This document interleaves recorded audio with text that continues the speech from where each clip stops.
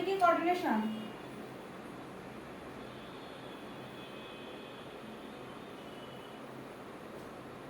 Coordination chemistry.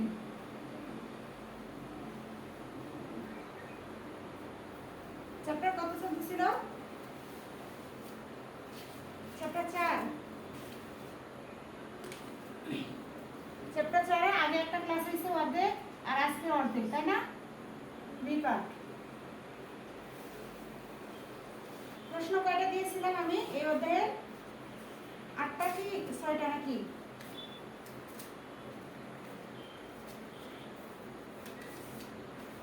মনে নাই বললে হবে? আমি যে প্রশ্নগুলো দিয়েছি প্রশ্নগুলো তো করতে হবে, কেন ওই অধ্যায়ের জন্য শুধুমাত্র এই কয়টা প্রশ্ন করলেই হবে? কয়টা দিয়েছিলাম? 7টা না? 7টা। তার মধ্যে টপিকগুলো বলুন দেখি।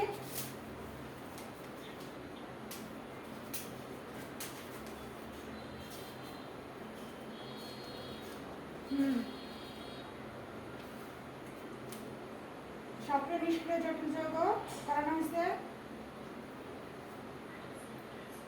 ট্রান্সক্রিয়া পর্যন্ত না?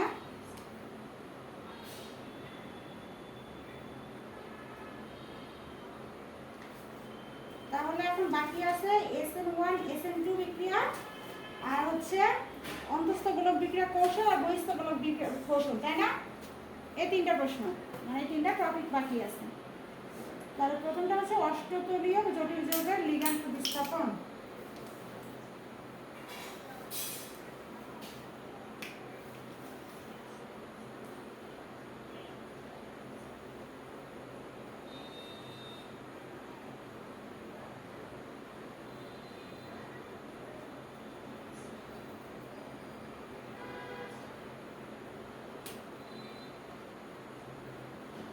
জটিল যৌগের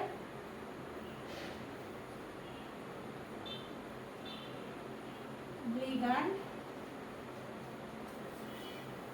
প্রতিস্থাপন বিক্রিয়ায় বাকিরা কি ক্লাস করবে না নাকি? আপনাদের গ্রুপে কথা হয় না?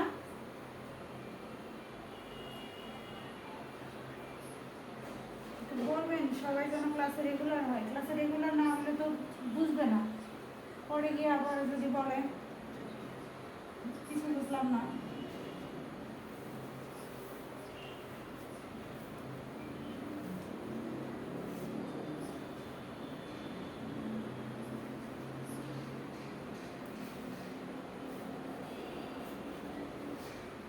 অষ্টতলীয় জটিল যৌগের লিগ্যান্ড প্রতিস্থাপন বিক্রিয়ায় SN এর কৌশল।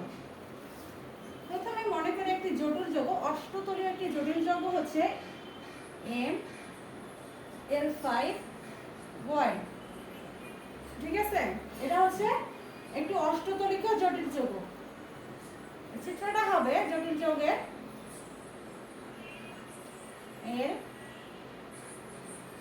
এল কয়টা এল 4টা, 5টা এল না?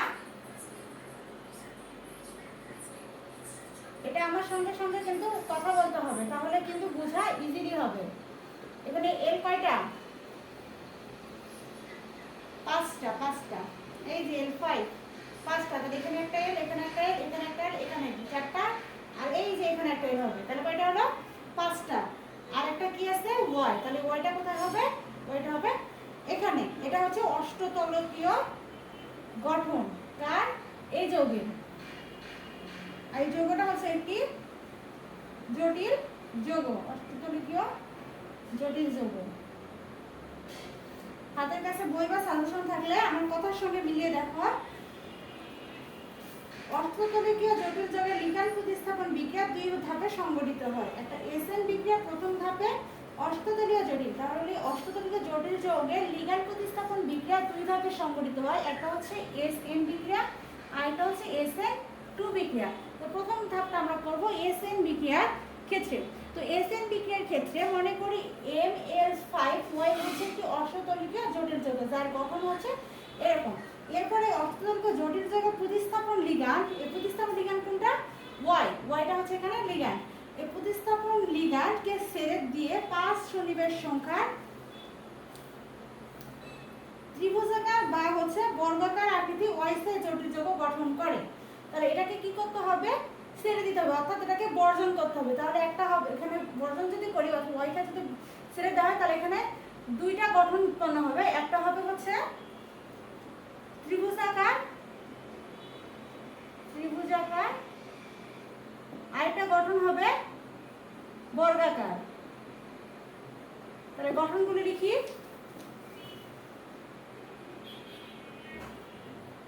ত্রিভুজাকার একটা গঠন হবে, আরেকটা হবে বর্গাকার। তাহলে প্রথমটা হচ্ছে ত্রিভুজাকার এম। তাহলে এখানে এল এর মান হবে কয়টা, 5টা। গঠনটা করে নেই, ত্রিভুজের মতো করে নিব।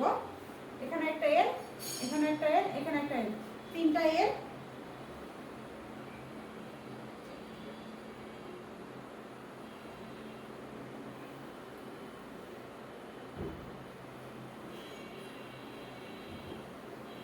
এখানে একটা এল, এই এখানে একটা। তাহলে 1টা 2টা 3টা 4টা 5টা। আর এখানে এম। ওয়াইটা কি হলো, ওয়াইটা বর্জন করে। কারণ প্রথমে বলেছিলাম যে মনে করি একটি অষ্টতলে জটিল যৌগ ML5Y, এখান থেকে প্রতিস্থাপনীয় লিগ্যান্ড Y কে ছেড়ে দিলে দুইটি গঠন পাওয়া যায়, একটা ত্রিভুজাকার একটা হচ্ছে বর্গাকার। তো ত্রিভুজাকার গঠন আমরা পেলাম, এর গঠন চিত্রে কি হবে, ওয়াইটা উঠে যাবে আর গঠনটা হবে ত্রিভুজাকার, যেখানে এম আর এল এর মানটা সেম থাকবে। এরপর আমরা করব বর্গাকার। বর্গাকার কেমন চিত্রটা,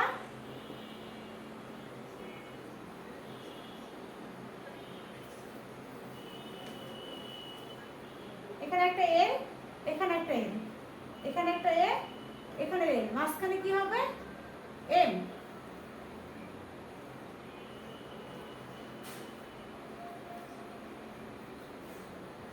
এরপরে এখানে একটা এম। তারপর এটা হলো 5টা। এটাকে বলা হয় বর্গাকার গঠন আর এটাকে বলা হয় ত্রিভুজাকার গঠন। আর এখানে লেখা যায় y মাইনাস দেওয়া আছে, মানে মাইনাস y মানে এখানে yটাকে ছেড়ে দেওয়া বা বর্জন করে পাই। এটা হচ্ছে দ্রুত।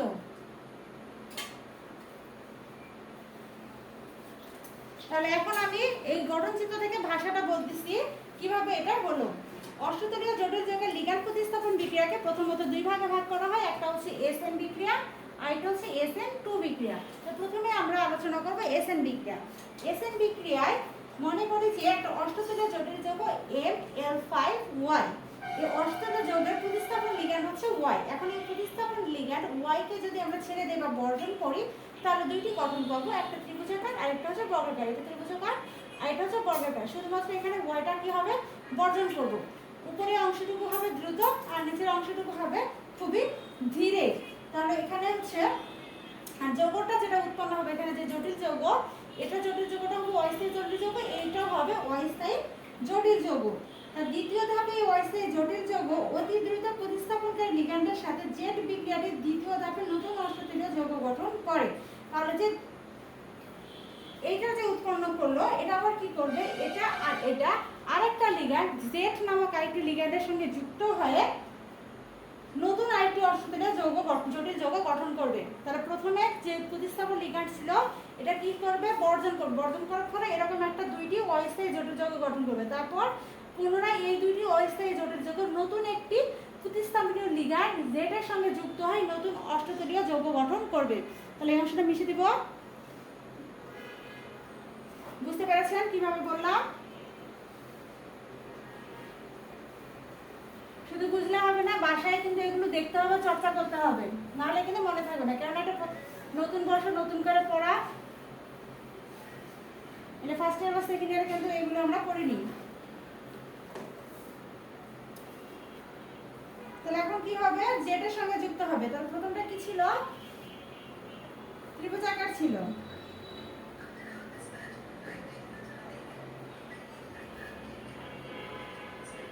এম এল এল এল, এখানে একটা এল, নিচে একটা এল, এটা যুক্ত হবে কার সঙ্গে, প্লাস জেড দেওয়া মানে হচ্ছে এখানে লিগ্যান্ডটা যুক্ত হবে। আর প্রথম ক্ষেত্রে ছিল মাইনাস ওয়াই, মানে এখানে ওয়াইটা বর্জন হবে। দেখে যেন আমরা বুঝতে পারি। আর এই বিক্রিয়াটা হবে দ্রুত বিক্রিয়া। তাহলে এখানে উৎপন্ন হবে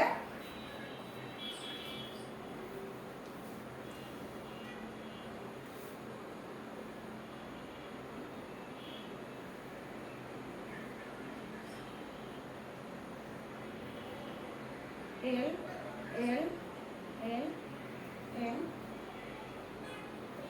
এল এম, একটা দুইটা তিনটা চারটা পাঁচটা, আর যুক্ত হবে কি একটা জেড। লিগ্যান্ডটা কোথায় হয়? নিচে হয়, হচ্ছে জেড লিগ্যান্ড।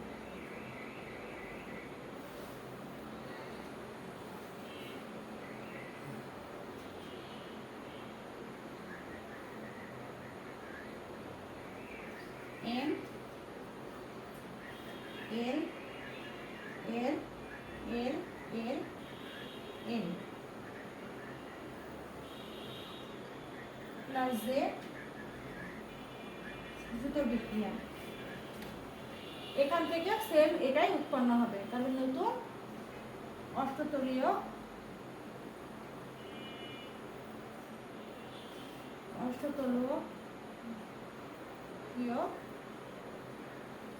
জটিল যৌগ, এটি হচ্ছে এসএন বিক্রিয়া ক্রিয়া কৌশল।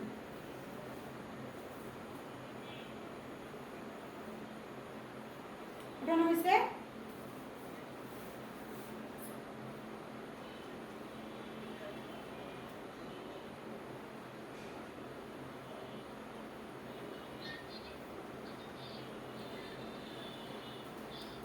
কোথাচ্ছি এটা এটা দ্রুত দ্রুত তো অত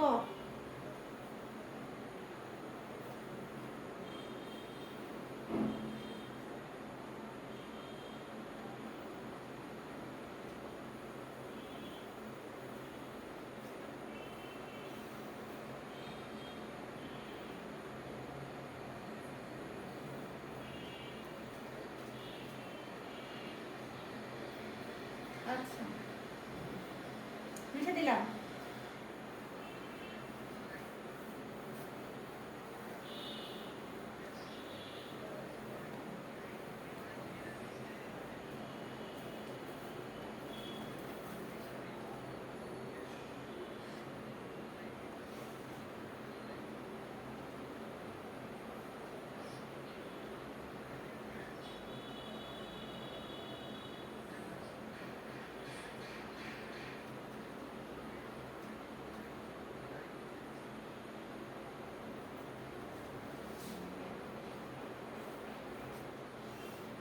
এবার হচ্ছে SN2 বিক্রিয়া।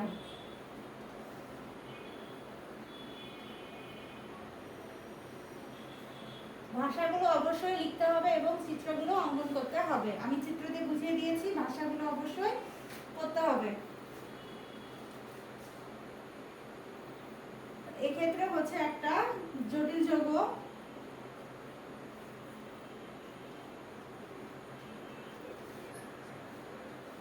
এল এল এল এন কিছু ওয়াই, 1 2 3 4, এখানে একটা 5। তাহলে হচ্ছে জটিল যৌগটা হচ্ছে এম এল 5 ওয়াই। একটি জটিল যৌগ। এই জটিল যৌগ SN2 প্রতিস্থাপন বিক্রিয়ার প্রথম ধাপে প্রতিস্থাপনকারী লিগ্যান্ড জেড এর সঙ্গে বিক্রিয়া করবে। তাহলে প্রথমে বিক্রিয়া করবে কার সঙ্গে? অপর একটি প্রতিস্থাপিত লিগ্যান্ড প্লাস জেড এর সঙ্গে যুক্ত হয়ে ML5YZ গঠন করবে।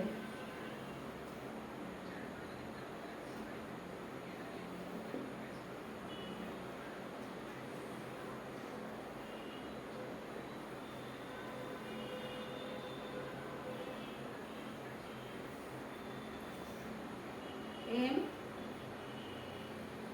L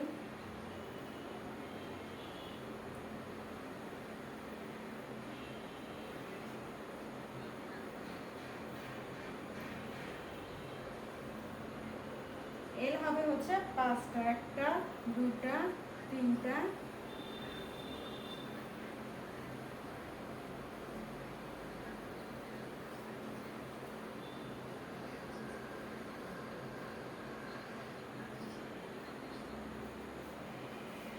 2 3 4 4 5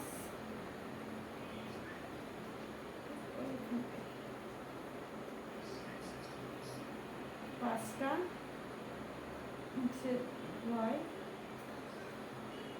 z।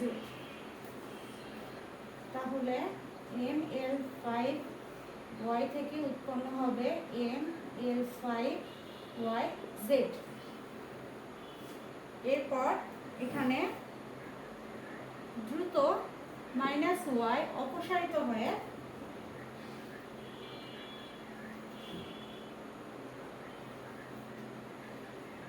m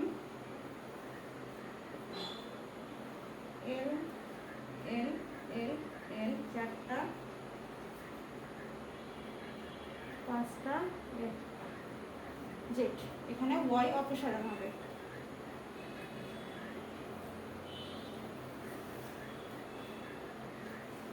ওঠানো হয়েছে।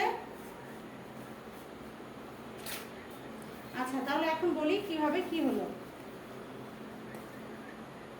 প্রথমে ml5y হচ্ছে একটি অষ্টতলীয় জটিল যৌগ। এই অষ্টতলীয় জটিল যৌগ SN2 বিক্রিয়ার মাধ্যমে প্রতিস্থাপন বিক্রিয়ায় প্রথম ধাপে প্রতিস্থাপনকারী লিগ্যান্ড Z এর সঙ্গে বিক্রিয়া করে বা Z এর সঙ্গে যুক্ত হয়ে একটি মাত্র সন্নিবেশ সংখ্যার অত্যন্ত ক্ষণস্থায়ী অন্তর্গত আরেকটি যৌগ উৎপন্ন হবে। সেই যৌগটা হচ্ছে ml5yz।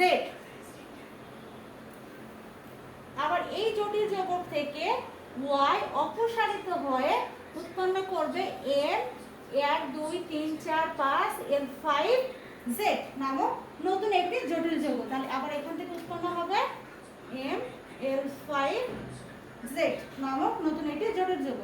এখানে প্রথম ধাপটি হবে ধীরে এবং দ্বিতীয় ধাপটি হবে দ্রুত। তাহলে SN2 বিক্রিয়ার বৈশিষ্ট্য হচ্ছে এই বিক্রিয়াটি সম্পূর্ণ হবে কিন্তু একটা মাত্র ধাপে। দেখো বিক্রিয়াটা কিন্তু এক সিরিয়াল দিয়ে, যেহেতু আমার হোয়াইট বোর্ড এই কারণে আমি নিচে লিখেছি, কিন্তু বিক্রিয়াটা লিখতে হবে একদম এক ধাপে লিখতে হবে। এরপর এই বিক্রিয়াটি হবে একটি দ্বিতীয় ক্রম বিক্রিয়া। তাহলে এখানে আমি বৈশিষ্ট্যগুলো লিখে দিচ্ছি।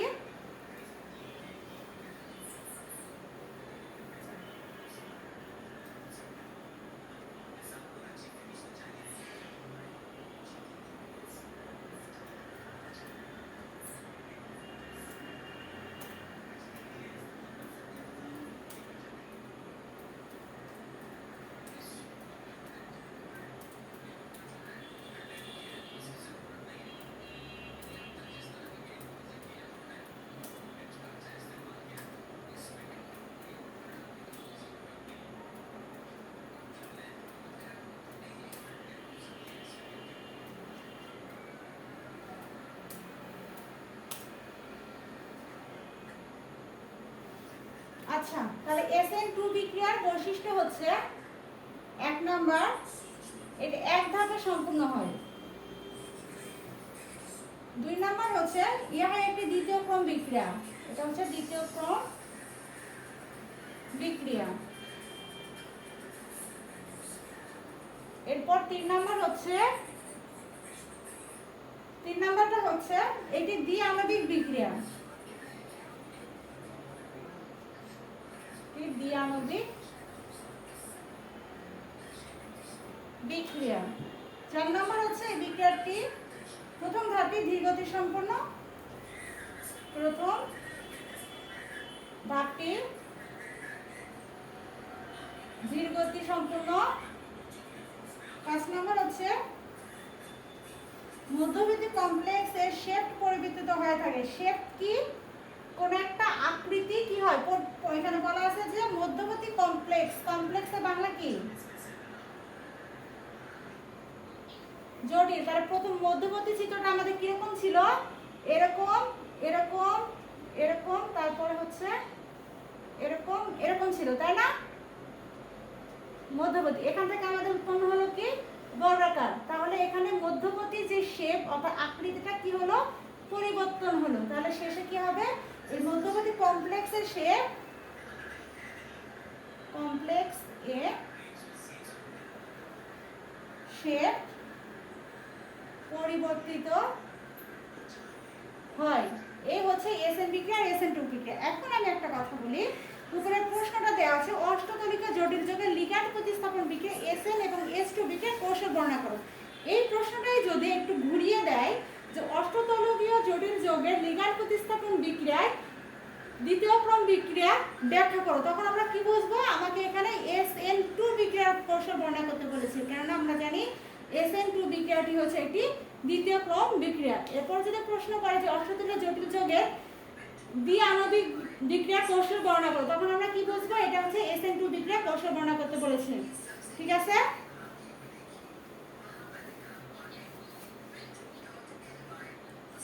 হ্যাঁ, যদি আসে, যদি একটু উল্টে দেয় তাহলে আমরা বুঝবো যে দ্বিতীয় ক্রম বিক্রিয়া বা দ্বি-আণবিক বিক্রিয়ার কৌশল বর্ণনা করো মানে হচ্ছে SN2 বিক্রিয়ার কৌশল বর্ণনা করো। আচ্ছা, তাহলে এই গেল হচ্ছে এসএন আর এস2 বিক্রিয়ার কৌশল। এরপর আমরা দ্বিতীয় যে টপিকটা আছে এই টপিকটা আলোচনা করব, সেটা কি বহিঃস্থ গোলক আর অন্তঃস্থ গোলকের কৌশল বর্ণনা করো। তার প্রথমটা হচ্ছে অন্তঃস্থ গোলক।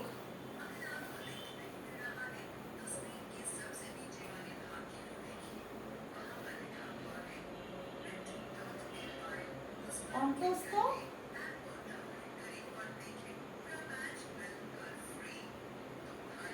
গোলক রসায়নবিদ এইচ ট্রাপ এবং তার সহকর্মীরা 1959 সালে এসিডীয় দ্রবণে কোবাল্ট 3+ অ্যামোনিয়া 3, 5 ক্লোরিন এই জটিল যৌগ এবং আরেকটি জটিল যৌগ সেটা হচ্ছে ক্রোমিয়াম 2+ H2O পানি না H2O6 এটা হচ্ছে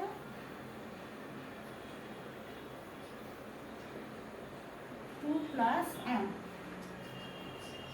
তার রসায়নবিদ এইচ ট্রাপ এবং তার সহকর্মীরা 1959 সালে এসিডীয় দ্রবণে এই দুইটি জটিল যৌগের জারণ বিজারণ বিক্রিয়ার সাথে জড়িত বিক্রিয়ার মেকানিজম বিষয়ে সুস্পষ্ট ধারণা দিয়েছে।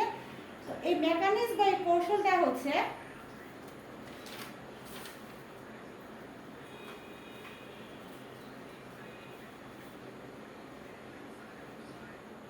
ক্রোমিয়াম 2+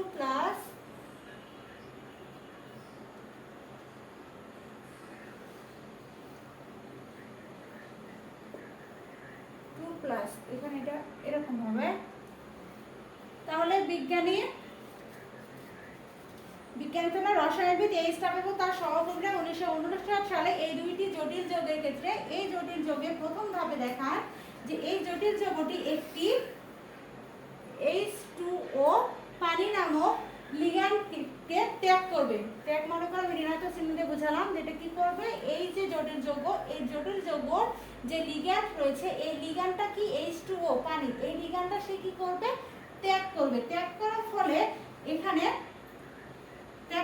জটিল আয়ন ঋণাত্মক আয়নের সাথে যুক্ত হবে। তখন এই যখন এখানে H2O এই অংশটাকে বাদ দিবে অর্থাৎ ত্যাগ করবে, তখন আবার এটা গিয়ে যুক্ত হবে ক্লোরিন নামক ঋণাত্মক আয়নের সাথে। ত্যাগ হবে আর এখানে গ্রহণ বা যোগ হবে কার সাথে? ক্লোরিন নামক ঋণাত্মক আয়নের সাথে।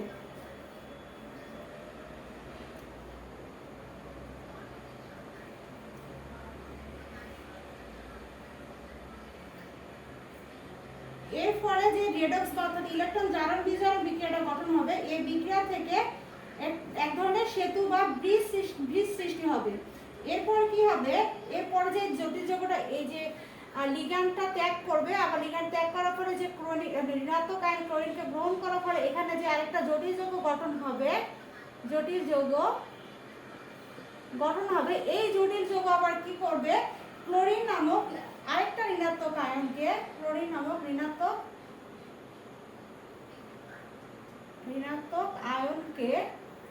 এই জটিল যৌগটাকে কি করবে? তার নিজের দিকে টানবে। নিজের দিকে টানার ফলে এখানে আরেকটি জটিল যৌগ উৎপন্ন হবে, নতুন জটিল যৌগ উৎপন্ন হবে। এটাই হচ্ছে অন্তঃস্থ গোলকের ক্রিয়া কৌশল বা ব্যাখ্যা, অর্থাৎ এখানে যা ঘটবে তা হচ্ছে রেডক্স বিক্রিয়া, অর্থাৎ ইলেকট্রনের যারা বিচরণ করবে। প্রথমটা হচ্ছে বিজ্ঞানী রসায়নবিদ এই স্টার এবং তার সহকর্মী 1959 সালে স্টিরিওদ্রবণে এই দুটি জটিল যৌগের মাধ্যমে তারা অন্তস্থ গোলকের ক্রিয়াকৌশল বর্ণনা করে, যেখানে তারা বলেন যে এখানে ক্রোমিয়াম আর যে পানির মধ্যে যে জটিল যৌগ রয়েছে, এখানে যে পানিটা ক্রোমিয়ামের সঙ্গে লিগ্যান্ড অবস্থায় রয়েছে, তখন কি করবে এই ক্রোমিয়াম তার পানির লিগ্যান্ডটাকে কি করবে, অপসারণ করবে, অর্থাৎ ত্যাগ যদি করে লিগ্যান্ডটা ত্যাগ করবে এবং ক্লোরিন নামক একটি ঋণাত্মক আয়ন সে গ্রহণ করবে। লিগ্যান্ডকে ত্যাগ করার ফলে আরেকটা প্রতিস্থাপিতীয় ঋণাত্মক মৌল ক্লোরিনের সঙ্গে যুক্ত হয় একটি জটিল যৌগ গঠন করবে। এই জটিল যৌগ আবার কি করবে, অন্য একটি ক্লোরিন নামক ঋণাত্মক আয়নকে তার নিজের দিকে আকর্ষণ করে, ফলে ক্লোরিনের সঙ্গে যুক্ত হয়, এখানে নতুন আরেকটি জটিল যৌগ গঠন হবে। এটি হচ্ছে অন্তস্থ গোলক বিক্রিয়ার ক্রিয়াকৌশল। ক্লিয়ার? এরপর আমরা দেখব বহিস্থ গোলক বিক্রিয়ার ক্রিয়াকৌশল।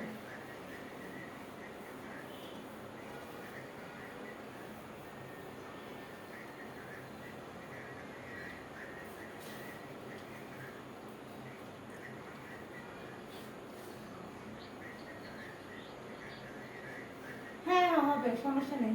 নিজের মতো করে আগে বুঝবেন, বোঝার পরে শর্টকাট করে লিখবেন। সম্পূর্ণ যে হুবহু বই থেকে লিখতে হবে, মুখস্থ করতে হবে এমন কিছু না। সায়েন্সের বিষয় মূল কথা বা মূল টপিকটা থাকলেই হলো। এরপর হচ্ছে ইলেকট্রন কি উদাহরণ সহ বহিস্থ গোলক বিক্রিয়ার কৌশল বর্ণনা করা, অর্থাৎ উদাহরণ সহ বহিস্থ গোলক বিক্রিয়ার কৌশল। তো বহিস্থ গোলক বিক্রিয়া কি, দুটি জটিল যৌগ বা আয়নের মধ্যে ইলেকট্রন স্থানান্তর বিক্রিয়ায় যে ক্রিয়া কৌশলে প্রতিটি জটিল তার নিজস্ব সন্নিবেশ গোলক অক্ষুণ্ণ রাখে এবং রেডক্স জনিত ইলেকট্রন স্থানান্তরে উভয় সন্নিবেশ গোলক ভেদ করে বিজারক যৌগস্থ ধাতু থেকে ইলেকট্রন জারক যৌগের সঙ্গে ধাতুতে প্রবেশ করে তাকে বহিস্থ গোলক বিক্রিয়া বলে। আমি কি লিখে দিব?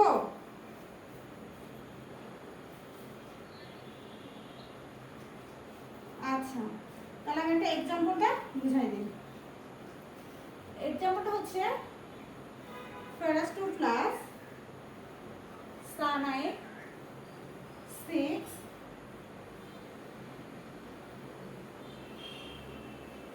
4 মাইনাস, এটা হচ্ছে একটা জটিল যৌগ। আর একটা জটিল যৌগ হচ্ছে, আমি কিন্তু বলেছিলাম জটিল যৌগ আমরা কিভাবে চিনবো, যখন থার্ড ব্র্যাকেট দেওয়া থাকবে, একটা লিগ্যান্ড দেওয়া থাকবে, একটা কেন্দ্রীয় ধাতব যৌগ দেওয়া থাকবে, আর একটা আয়ন দেওয়া থাকবে, সেটাই হচ্ছে জটিল যৌগ। জটিল যৌগের মধ্যে থাকে গৌণ যোজনী আর হচ্ছে মুখ্য যোজনী। গৌণ যোজনীকে প্রকাশ করা হয়, মুখ্য যোজনীকে প্রকাশ করা হয় ডট ডট ডট দিয়ে, আর গৌণ যোজনীকে প্রকাশ করা হয় স্ট্রেট লাইন দিয়ে। যখন জটিল যৌগগুলি চিত্র অঙ্কন করি তখন কিন্তু এরকম থাকে, তাই না? এগুলো ডট ডট আর কি স্ট্রেট লাইন। এখন ডট ডট কোথায় দিব আর স্ট্রেট লাইন কোথায় দিব? যেগুলো মুখ্য যোজনী সেগুলোকে দিব হচ্ছে ডট ডট, আর যেগুলো গৌণ যোজনী সেখানে দিব স্ট্রেট লাইন। আর মুখ্য যোজনী গৌণ যোজনী নির্ণয় করা আমি প্রথম চ্যাপ্টারে শিখেছিলাম, তো এটা অবশ্যই মনে রাখতে হবে। কারণ কোঅর্ডিনেশন অধ্যায়টাই হচ্ছে সন্নিবেশিত যৌগ ধাতুমূল, অর্থাৎ এখানে সবকিছুই জটিল যৌগ। প্রত্যেকটা অধ্যায়ের নামও কিন্তু জটিল যৌগই দেওয়া আছে। তাহলে এখানে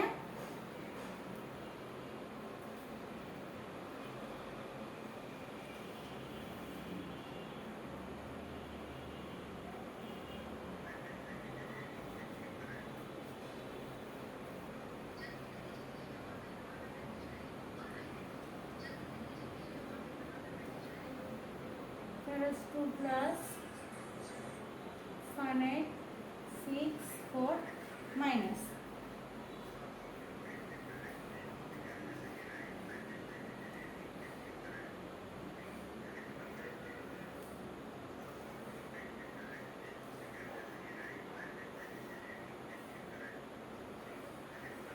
অর্থাৎ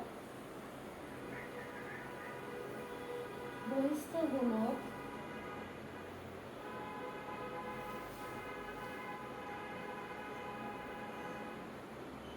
প্রক্রিয়ায়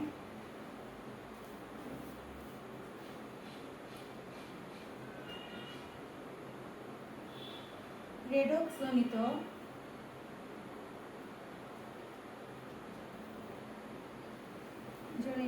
ইলেকট্রন স্থানান্তরে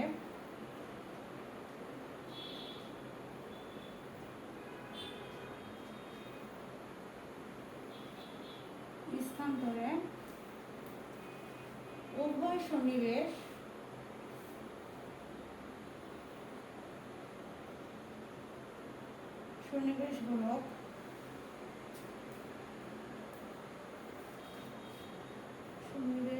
গোলক সেট করে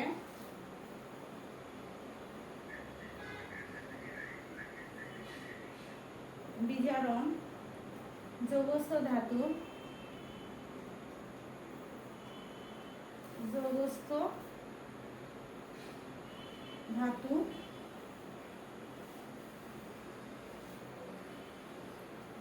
ধাতু থেকে ইলেকট্রন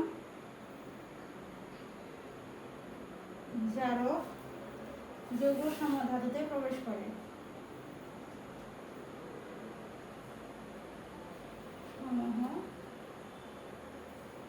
ধাতুতে প্রবেশ করে।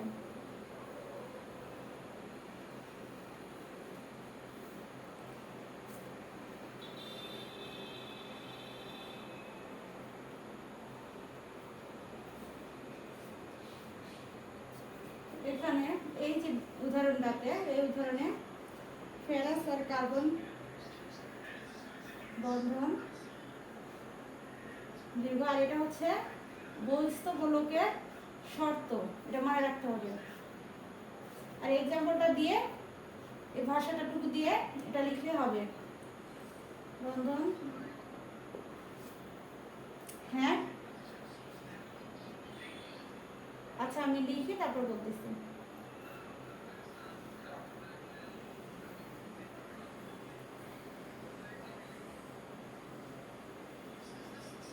ক্ষুদ্রতর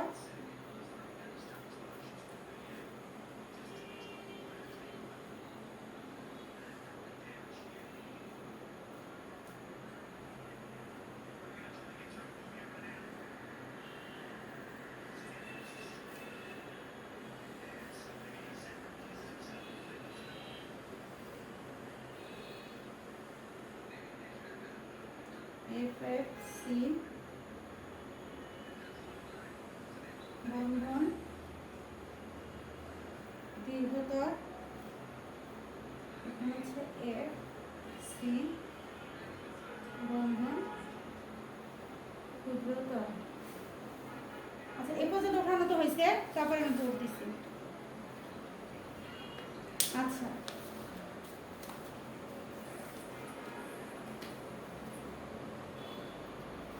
এখানে কি আছে কথাটা, শর্তটা দেখো, আমি শর্টকাটে পুরো একটা বিষয়টাকে ছোট্ট একটা ভাষায় লিখছি। বহিস্থ গোলক প্রক্রিয়ায় রেডক্স স্থলিত ইলেকট্রন স্থানান্তরে উভয় সন্নিবেশ গোলক ভেদ করে বিজারক যৌগস্থ ধাতু থেকে ইলেকট্রন জারক যৌগস্থ ধাতুতে প্রবেশ করে। তাহলে এখানে দেখো, এখানে ছিল ফেরাস 2+, এখান থেকে পরিবর্তিত হয় এখানে হলো কি ফেরাস 3+। তাহলে এখান থেকে একটা ইলেকট্রন এখানে গিয়ে প্রবেশ করলো, অর্থাৎ বিজারক যৌগস্থ ধাতু থেকে ইলেকট্রনটা কোথায় গিয়ে যুক্ত হলো, জারক যৌগস্থ ধাতুতে। এই দুইটার ক্ষেত্রে বন্ধন দৈর্ঘ্য হবে ফেরাস আর যে সায়ানাইডের সঙ্গে কার্বন যুক্ত আছে, ফেরাস আর সায়ানাইডের বন্ধন দৈর্ঘ্যটা হবে দীর্ঘতর, কার্বনের বন্ধন দৈর্ঘ্যটা হবে ক্ষুদ্রতর। এরপর এখানে যে বিক্রিয়াটা ঘটবে, যেহেতু এটা হচ্ছে সেম বিক্রিয়া, তাহলে এখান ক্ষেত্রে যে ফেরাস ডাবল ফেরাস আর ফেরাস ফেরাস বন্ড, আরেকটা হচ্ছে কার্বন বন্ড, এটা বন্ধন দৈর্ঘ্য দীর্ঘতর হবে, আর এটা হচ্ছে বন্ধন দৈর্ঘ্য ক্ষুদ্রতর হবে। আসলে মূল কথাটা হচ্ছে এখানে শেষে গিয়ে মূল কথাটা যেটা লিখতে হবে, এখানে ইলেকট্রন স্থানান্তরের মাধ্যমে বিক্রিয়া সংঘটিত হচ্ছে। জটিল আয়নে একটি মাত্র কিন্তু ইলেকট্রন স্থানান্তর হচ্ছে, এখানে 2, এখানে গিয়ে কয়টা হয়েছে 3, তার কয়টা ইলেকট্রন স্থানান্তর হয়েছে, একটা। তাহলে জটিল আয়নে একটি ইলেকট্রন স্থানান্তরের মাধ্যমে সংঘটিত